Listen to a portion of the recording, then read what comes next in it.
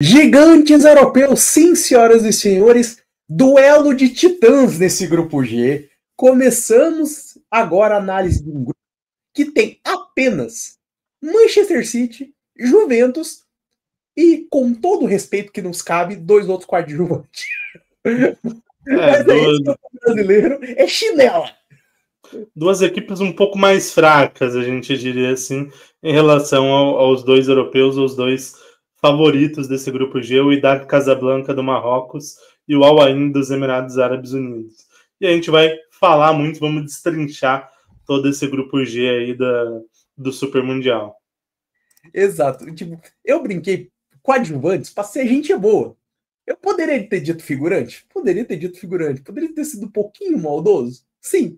Mas nós valorizamos o futebol do Marrocos, até porque já tirou o Brasil em Mundial, e dos Emirados, que, diante do cash poderoso da Arábia Saudita, ainda consegue ganhar a Champions Asiática. Então, nós temos respeito pelo futebol dos Emirados Árabes Unidos. Aliás, sheiks de Dubai, se quiser investir no nosso canal, é uma excelente escolha. Vai, né, vai que o Pix canta. Exatamente. Mas, começando com Manchester City, que é o Vitor.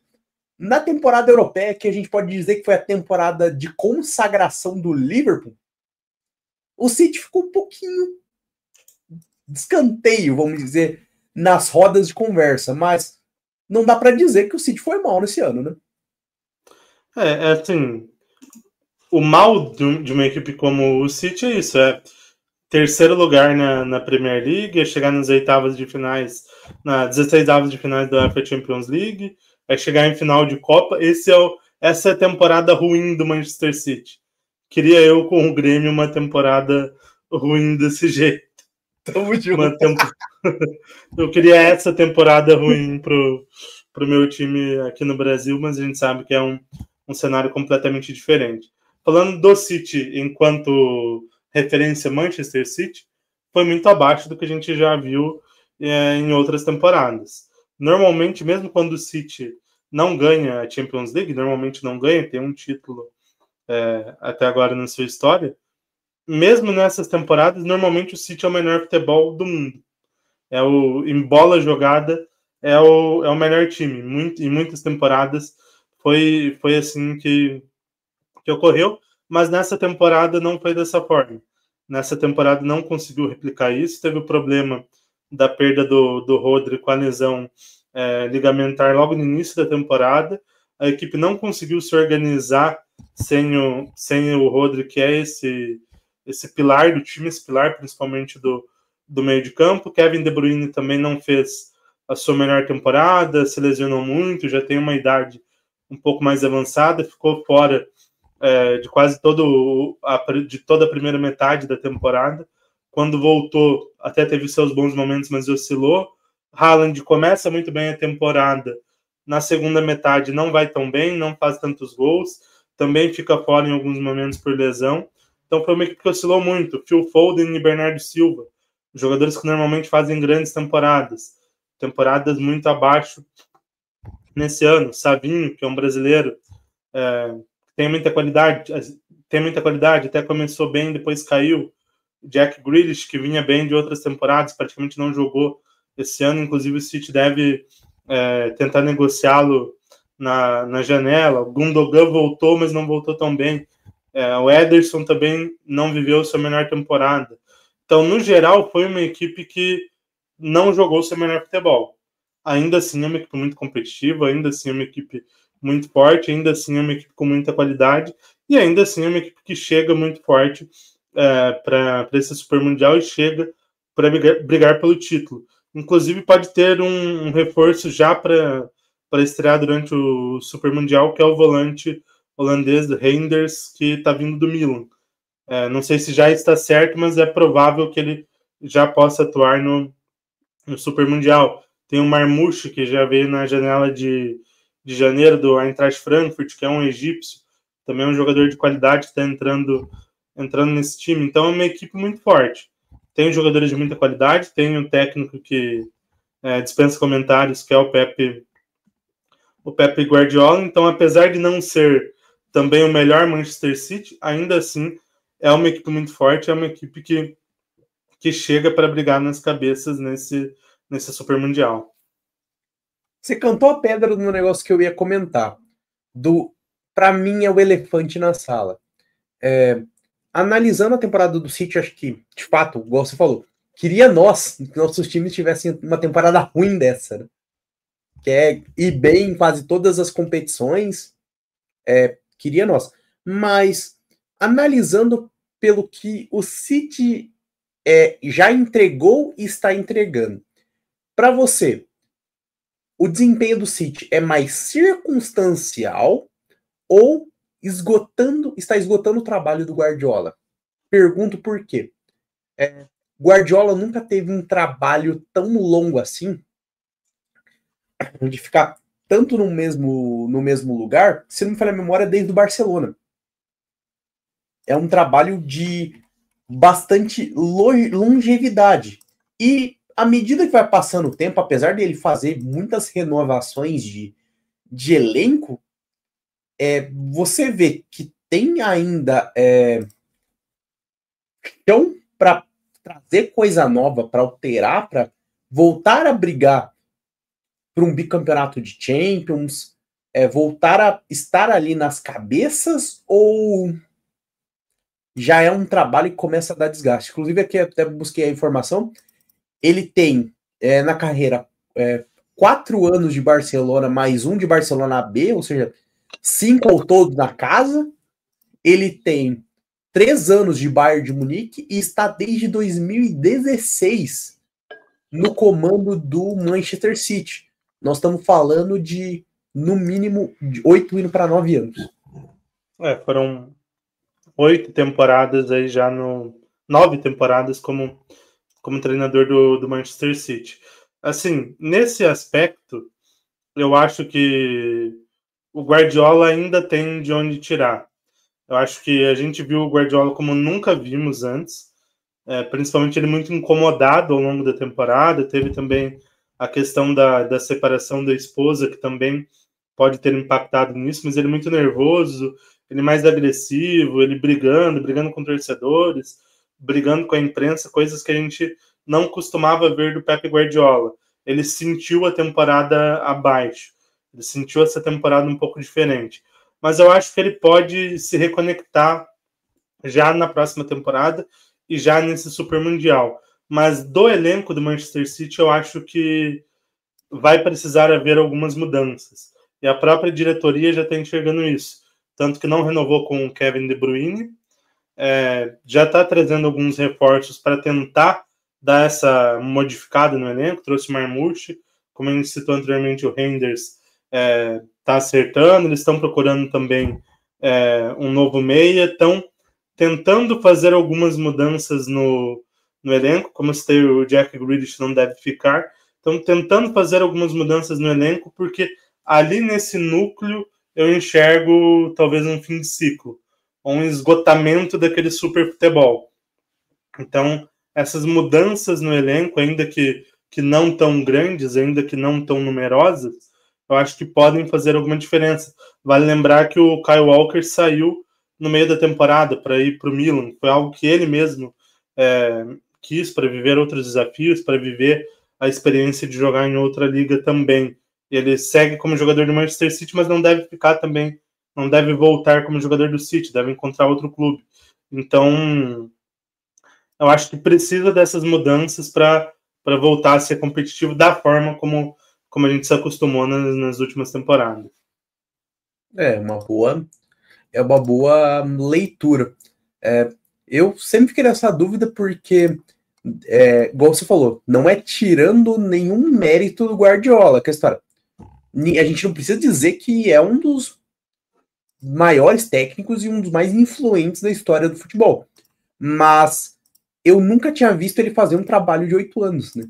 Então, é um pouco inusitado. E, assim, foram poucos que conseguiram fazer projetos tão longevos e ainda assim competitivos. A gente lembra de Alex Ferguson, mas, por exemplo, Arsene Wenger, que teve uma longevidade muito considerável com o Arsenal, nem de longe foi tão vitorioso quanto o Ferguson. Então, e a gente percebe até que uma tendência dos clubes ingleses de darem muita paciência. Talvez acho que na Europa toda sejam os clubes mais pacientes com treinadores, se teria esse termo, vamos dizer. Até o Chelsea tem uma pecha de ser esse clube que demite os técnicos rapidamente, né? Enquanto os outros seguram muito os treinadores mesmo quando os trabalhos não estão andando. Manchester United, por exemplo, nos últimos anos, segurou muitos dos seus treinadores mesmo com os trabalhos que claramente não andavam. Exato. Então, eu acho que, para mim, assim, o Guardiola vai numa last dance, acho que. Eu tô sentindo um cheiro de talvez esse finalzinho de contrato dele seja um vamos ver o que eu posso extrair mais. Vamos ver o que eu posso fazer mais. Se ele vê que não conseguiu fazer render aquilo ali, se ele vê que não conseguiu gerar retorno, eu vejo que talvez o próprio Guardiola vai falar: galera, novos desafios. Estou indo para um outro lugar. Porque é um técnico que tem muito essa consciência. Eu vejo ele muito, tipo, sendo técnico que quando tá mal não fica tentando esconder, como você falou. Tretou com a imprensa, respondeu todo mundo falando que realmente tava mal, que a situação não era a ideal perante a tudo que o Manchester City já jogou, mas é algo interessante para se pensar. Vamos ver quais são os caminhos pelo que percorrerão o senhor Pep Guardiola, para que caminho que ele vai. Depois vamos de Wydad Casablanca. Calma, torcedor do Galo, não é o Raja. Pode ficar tranquilo, é o rival deles. É o arquirrival do Raja. Calma. Exato. Esse não joga de verde, esse joga de vermelho. O torcedor do Galo mais gosta. Exato. Que não gosta do Raja. Exato, acho que o torcedor... Pode concluir. Não, esse talvez o torcedor do Galo se identifique, né? Porque é o arquirrival do Raja Casablanca, é ali o antídoto do Raja Casablanca é o seu rival de cidade, o Wydad Casablanca, que é até mais tradicional no cenário internacional do que o próprio Raja. Exato. Falando um pouco do Wydad Casablanca, é um time que, igual você falou, tem credenciais de tricampeão da Champions Asiática e trivice, ou seja, é uma equipe que já chegou em 6 finais da melhor competição da África. Eu falei Ásia, mas na verdade é África. E dentro do campeonato marroquino tem 22 títulos, que é uma quantidade bem interessante, e sempre tá ali brigando nas cabeças, ou é campeão ou é vice. Tem bastante vice-campeonatos ali dentro da sua história, né? Tanto que esse ano não foi o ano dos melhores para o Wydad, acabou ficando na terceira posição, mas ainda assim é uma equipe que, apesar da gente conhecer muito mais o Raja, o Wydad fez um excelente trabalho, né? O Wydad é uma equipe muito tradicional, como você citou, 22 títulos locais, 3 títulos da Champions Africana, uma equipe que está sempre chegando nas cabeças ali, assim como o arquirrival, o Raja, são duas equipes ali muito grandes, mas não fez uma das suas melhores temporadas. Ficou em terceiro lugar na Liga, ficou bem atrás ali do campeão, mais de 10 pontos atrás, então não foi das melhores temporadas do Wydad Casablanca. Mas é uma equipe que pode fazer ali um joguinho mais ou menos. Pode dar uma incomodadinha, mas acho que nada que. Nem perto de uma vitória, principalmente contra o Manchester City. Mas eu acho que um ponto legal dos marroquinos, nesse caso, nesse Super Mundial, a gente vai ter só o Wydad Casablanca, que é a questão da torcida. As torcidas marroquinas são apaixonadíssimas. As torcidas marroquinas fazem festas assim inacreditáveis, nível equipe sul-americana. até melhor do que muitas torcidas sul-americanas. São festas assim incríveis, é uma paixão muito bonita de se ver. Então, eu espero que a gente tenha muitos torcedores do Wydad Casablanca no Mundial. Se dentro de campo talvez a equipe não demonstre tanto, mas eu acho que fora, nas arquibancadas, a gente vai ver uma festa linda da torcida. E eu acho que é o melhor que o Wydad Casablanca pode entregar nesse Super Mundial, a torcida. E até nesse quesito, você falou de um país que realmente é muito apaixonado por futebol, foi dar uma olhada nas Champions. Eu sabia que o Raja tinha mais de uma também da Champions africana. O Raja tem 3 títulos e um vice-campeonato. O Wydad tem 3 títulos e 3 vice-campeonatos. O FAR Rabat tem um título em 85. Então você vê um país que vamos dizer, é o segundo que mais chegou em finais e ganhou títulos dentro do continente. Um time que é um país que é apaixonado, e tirando que o maior é o Egito, evidentemente, porque o Al Ahly empilha a taça, né? É o Papatino. Tem um investimento um pouco maior também. Exato, e Al Ahly, inclusive, que a gente já falou aqui no nosso especial, mas é um time que pro continente é muito interessante, e apesar da boa fase do Mamelodi Sundowns que a gente comentou no vídeo anterior, para mim esse juntando com o Al Ahly, é os bichos papão do continente. São os melhores africanos hoje. Acho que sem muitas dúvidas. Historicamente também, ele junto com Raja Casablanca, principalmente. Talvez de jogo, de nível de jogo atual, de momento, não sejam os Tubarões. Mas se a gente falar camisas representativas dentro do continente africano, esses são os caras, esses são os que impõem muito, muito respeito, né? Agora sim, indo para a Ásia, vamos falar do Al Ain, equipe que tem um histórico de ser casa de muitos brasileiros, né, Calvito? Quase todo brasileiro que já começou a passar ali, pensar em ir para Ásia, já deu uma passadinha. Já deu uma passadinha para. Exato, já flertou ali com o Al Ain. É uma equipe muito tradicional dentro do cenário local ali dos Emirados Árabes Unidos, um grande time local, mas que mesmo dentro da Ásia não costuma fazer tantas campanhas de destaque, e se classificou para esse Super Mundial pelo título da temporada passada. Na temporada passada conseguiu montar uma equipe muito boa para o cenário asiático, surpreendeu eliminando, por exemplo, o Al Hilal, que hoje tem um investimento superior, e conseguiu conquistar o título do continente asiático na temporada passada. No Mundial passado, venceu o Auckland City, da Nova Zelândia, por 6-2, mas daí quando foi enfrentar o Al Ahly no segundo jogo, acabou tomando um 3-0. Então foi muito bem contra o Auckland City, muito mal contra o Al Ahly, que é uma equipe africana também.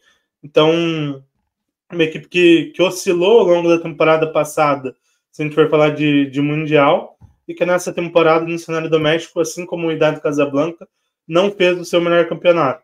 Também não foi campeão. Então, uma equipe que também não chega no seu auge, no seu melhor momento para esse Super Mundial. Interessante, o título da Champions Asiática da temporada passada foi com o argentino Hernan Crespo, que treinou o São Paulo. Ele foi campeão da Champions Asiática pelo Al Ain.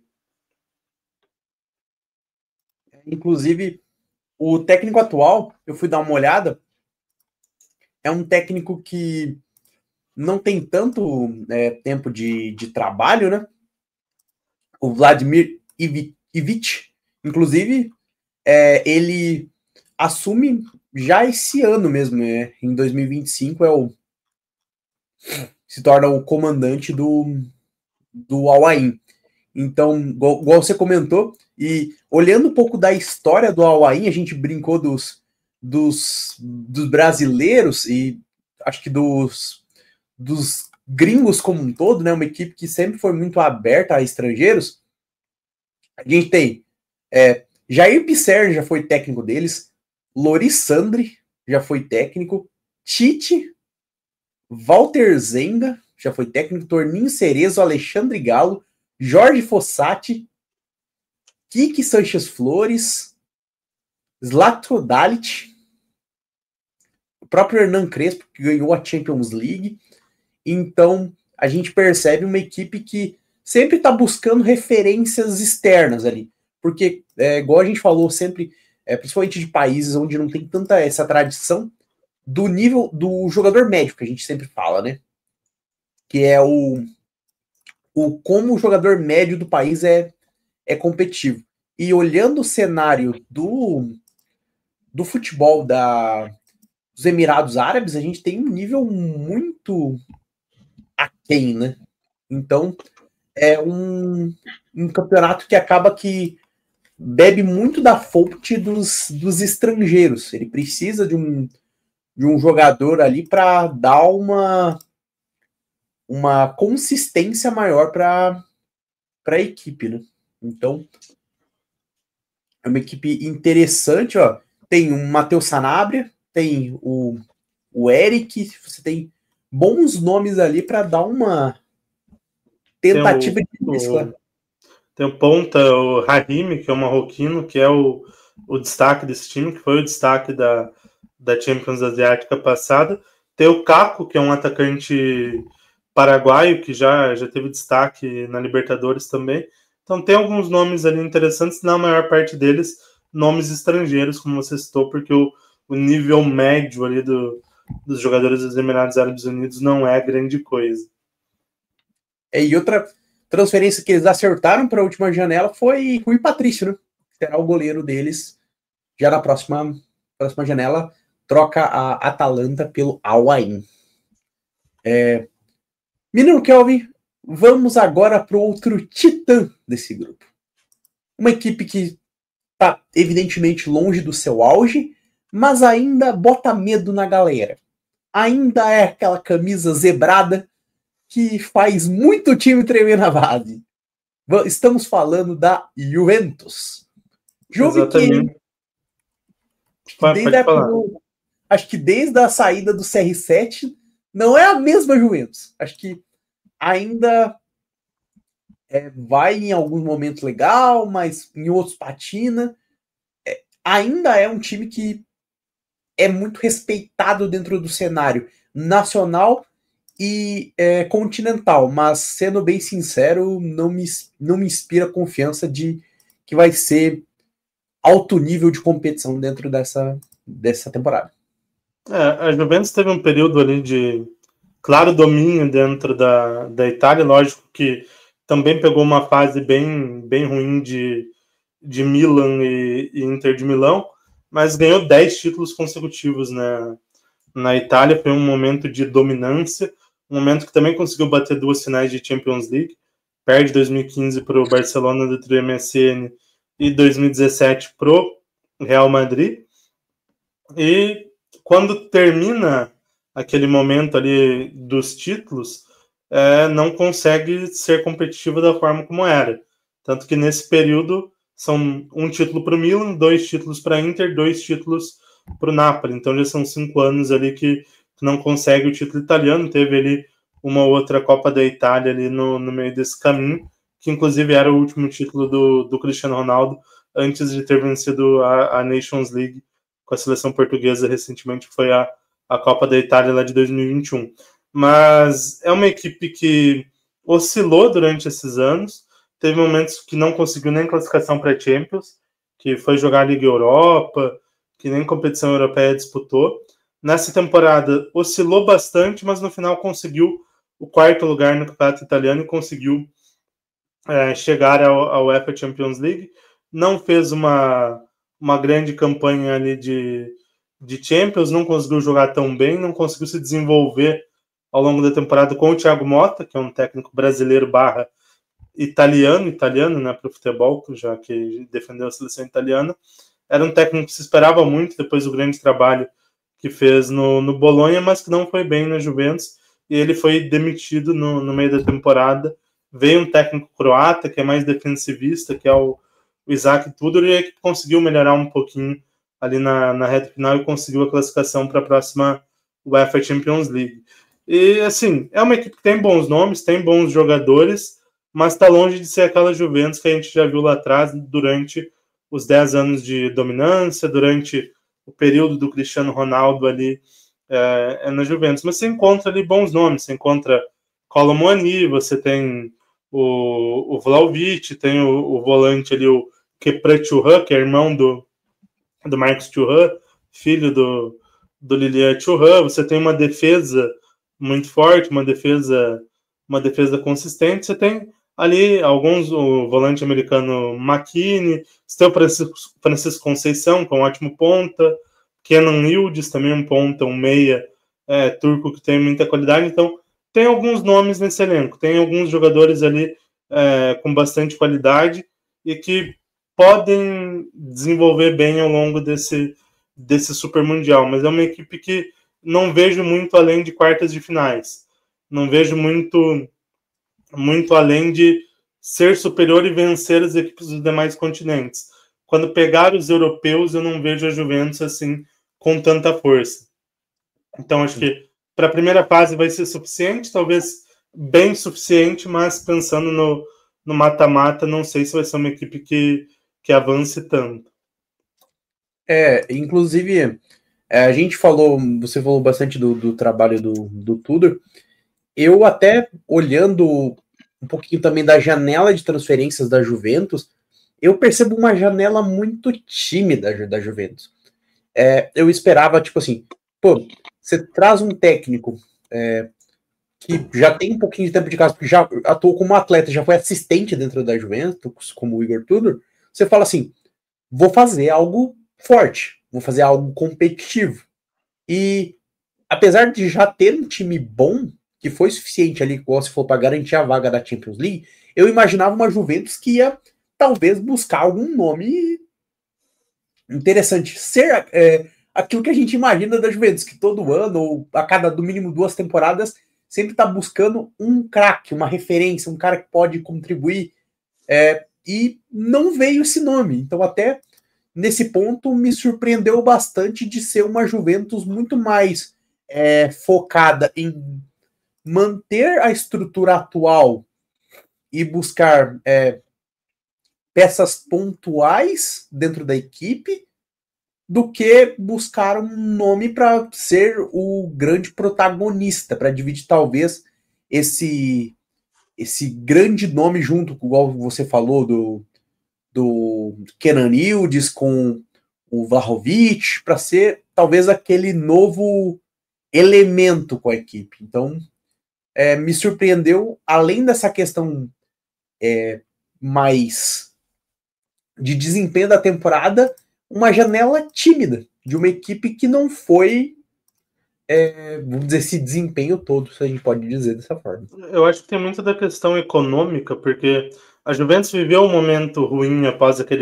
o escândalo lá de 2006, de ter disputado a segunda divisão italiana, então viveu um momento conturbado, subiu logo de cara de volta para a primeira divisão, mas viveu um momento conturbado.